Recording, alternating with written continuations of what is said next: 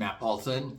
Today we're going to talk about a little bit about me and my background, who I am. I was born in Minnesota a long time ago. I spent 10 years in Minnesota.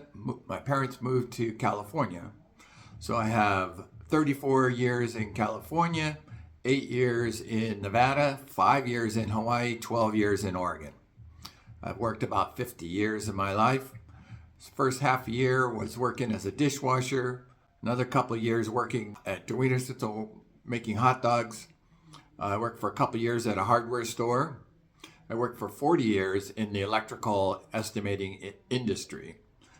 39 of those years was in a union position. My job was not union, but I worked with union electricians. And then 1 year I worked with a non-union company. So my political life has been, I was at 18 when I first started voting, I was a Democrat. And for the first 8 years, I was a Democrat. And then for 2 years after that, I became an independent. And for the last 41 years, I've been a Republican. As far as my spiritual life, I was raised in the Lutheran church. So the first 30 years of my life, I was a Lutheran. I had a spiritual awakening, and for the last 40 years, I've been an evangelical Christian.